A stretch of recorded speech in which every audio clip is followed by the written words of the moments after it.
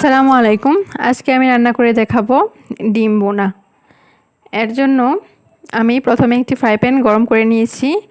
এর মাঝে দিয়ে দিলাম পরিমাণ মতো তেল, অল্প পরিমাণ তেল দিয়ে এর মাঝে অল্প পরিমাণ লবণ আর অল্প পরিমাণ হলুদ আর মরিচের গুঁড়া দিয়ে দিলাম।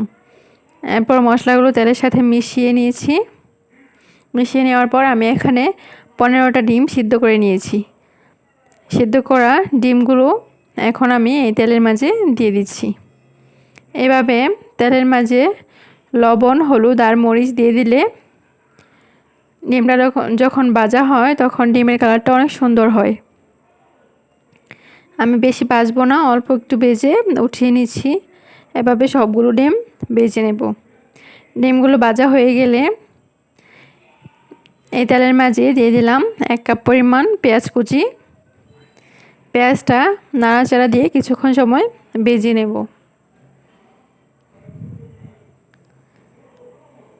পেঁয়াজটা কিছুক্ষণ সময় ভাজা হয়ে গেলে এর মাঝে দিয়ে দিচ্ছি 2টা এলাচ, 3 টুকরো দারচিনি আর দিয়ে দিলাম 1টা তেজপাতা।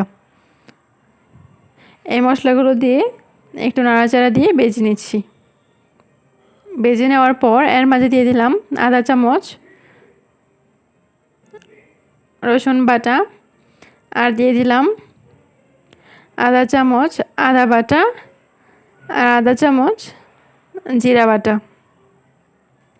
এখন এই মশলাগুলো দিয়ে নাড়াচাড়া দিয়ে কিছুক্ষণ সময় ভেজে নেব, যেন এই কাঁচা বাটা মশলার গন্ধটা না থাকে।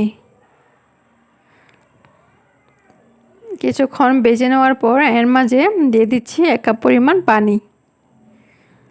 পানিটা দিয়ে নাড়াচাড়া দিয়ে মিশিয়ে এর মাঝে আমি শুকনা মশলাগুলো দিয়ে দেব। এখন দিয়ে দিচ্ছি অল্প পরিমাণ লবণ আর দিয়ে দিলাম 1 চামচ মরিচের গুঁড়া, আধা চামচ হলুদের গুঁড়া আর আধা চামচ ধনিয়া গুঁড়া। এখন এই মশলাগুলো দিয়ে নাড়াচাড়া দিয়ে কিছুক্ষণ সময় মশলাটা কষিয়ে নেব। মশলাটা দেখতেই পাচ্ছেন কিছুক্ষণ সময় কষিয়ে নিয়েছি, তেল উপরে বেশি উঠেছে। এখন এর মাঝে আমি আগে থেকে ভেজে রাখা ডিমগুলো দিয়ে দিচ্ছি। ডিমগুলো দেওয়ার পর ডিমগুলো একটু নাড়াচাড়া দিয়ে এই মশলার সাথে ভালো করে মিশিয়ে কিছুক্ষণ সময় কষিয়ে নেব। কিছুক্ষণ সময় কষানো হয়ে গেলে এর মাঝে দিয়ে দিলাম অল্প পরিমাণ পানি।